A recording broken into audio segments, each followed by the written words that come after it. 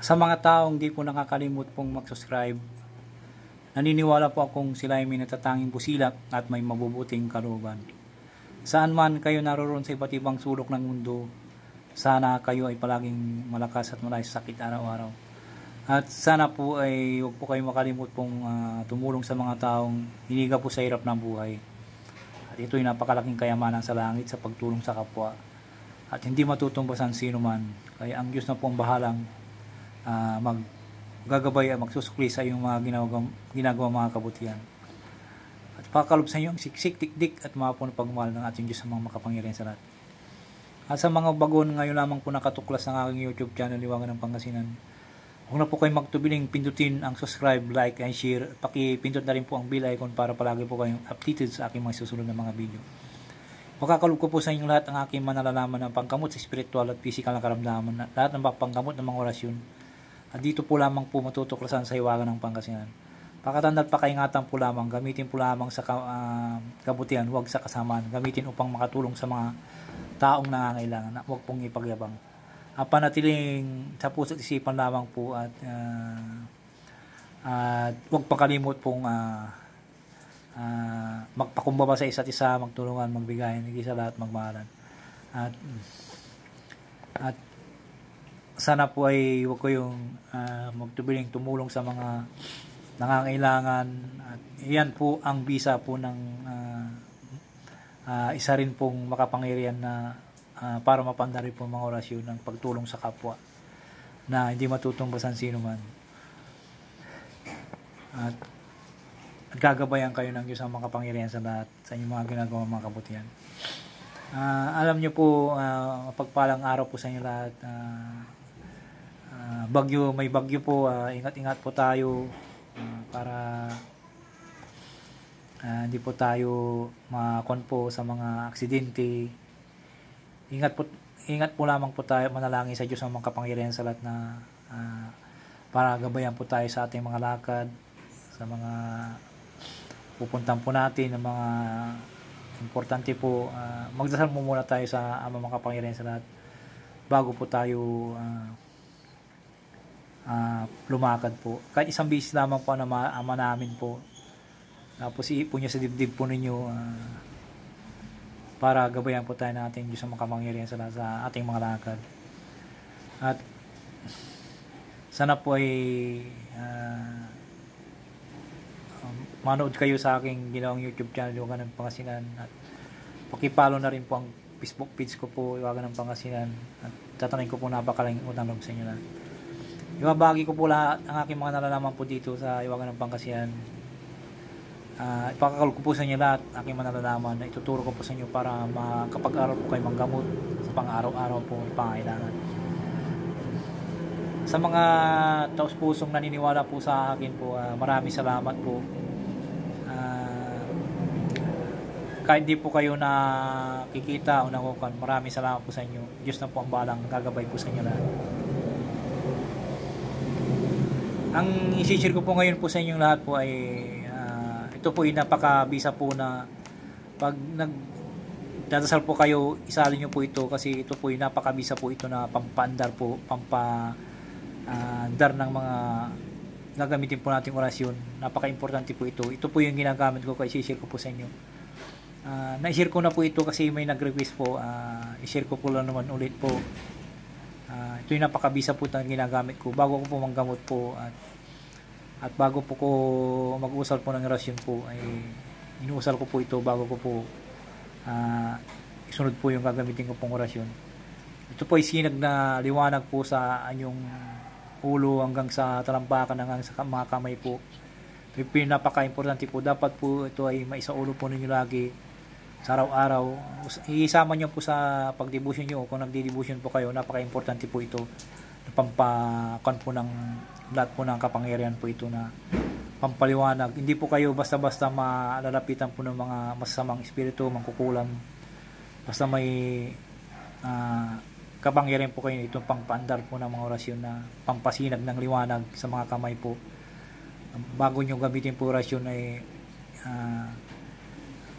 kakapit po ang orasyon po sa inyo kasi may inusap po kayong ganitong sabihin po, pampaliwanag po ng mga kapangyarihan po na mula ulo hanggang pa hanggang talampakan po ito. Napakabisa po itong kon po. Inuusal ko po ito palagi sa araw-araw bago ko po nagdasal po ako. Ito po yung sinasama ko araw-araw. Ito po ay nilalagay ko po sa gitna o sa bandang huli po ito.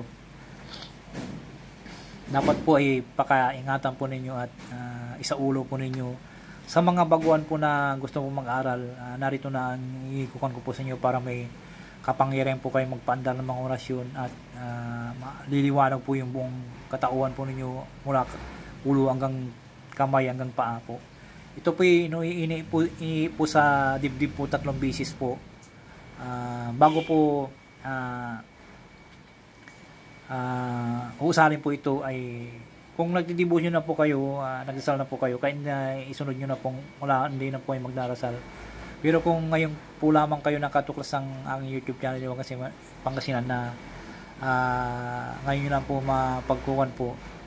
Kung may dinidibusyon po kayo, isali nyo po ito, napakabisa po ito na pampandar po ng kapangyarihan po o bago kayo gumamit po ng mga orasyon.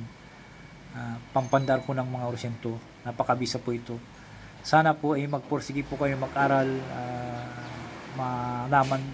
malaman po ninyo lahat. Bago po kayo sasabak po sa gamutan po ay dapat po may importante po kayong ganito po na i-share po sa inyo para mapandar po nyo yung mga gagamitin po nyo mga orasyon po.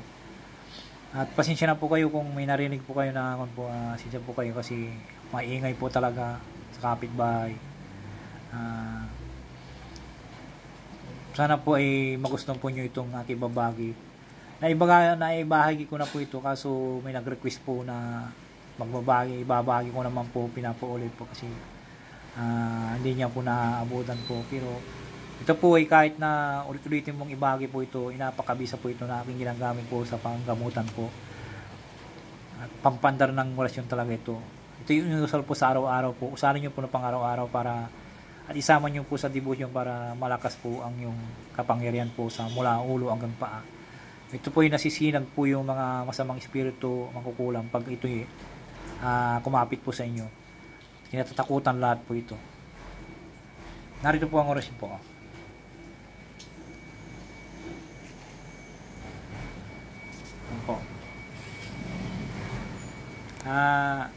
Yan po ay magdasal po ng isang ama namin, isang luwalhati. Dasal po tayo.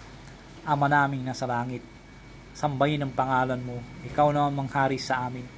Sundin nawa ang iyong kalooban mo dito sa lupa tulad sa langit. Bigyan mo kami ng pagkain kailangan namin sa araw at patawarin mo kami sa aming mga kasalanan. Tulad ng papatawad namin sa mga nagkasalanan sa amin. Huwag mo kaming hiharap sa maigpit na pagsubok, kundi mo kami sa masama sapagkat iyo ang kariyan, kapangyarihan at kapurihan magpakain naman namin. Luwalhati sa Ama at Anak ng Espiritu Santo, kaparaan ng unang-una may pakalaman ako sa magpasalanggan. Amen.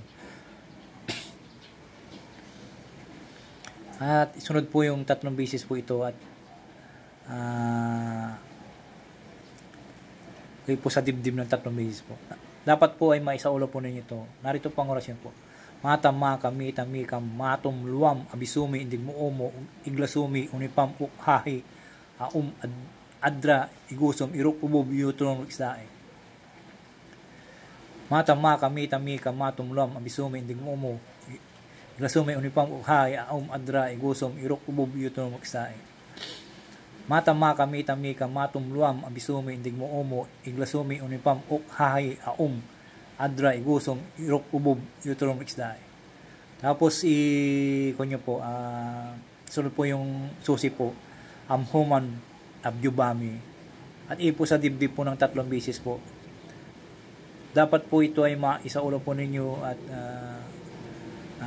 ito po ay napakalakas pong orasyon po ito. Pag kumapisi po sa inyo ay hindi po kayo masusupil po kahit na sino pong mangkukulang, mambabarang o mga masamang elemento po. Sana po pakaingatan po lagi ito at huwag pong ipagyabang isa puso isipan po pag nagbabanggit po kayo ng orasyon na masiting nais po kayo para kumasi po sa inyo mga gagamitin yung mga orasyon. Napakabisa po ito na orasyon. Yan po.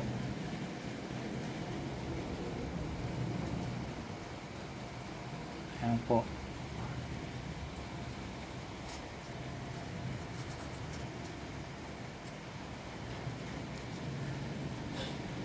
Screenshot na lang po, ma'am sir, na para makakuha nyo po. Ito po ay gagamitin nyo po sa pang-araw-araw po ito. Sa mga gustong mag-aaral po ng spiritual, gamitin po nyo ito na pampandar po ng mga orasyon po. At huwag pong kalimutan po ang susi po. At po sa dibdib ng 3 beses po, pa-cross po. Ito po inuusal po ng pabulong po at po sa dibdib ng 3 beses po. Yan po. Sana po magustuhan po nyo aking binagi po at sa aking YouTube channel, Iwagan ng Pangasinan na maliit pong channel.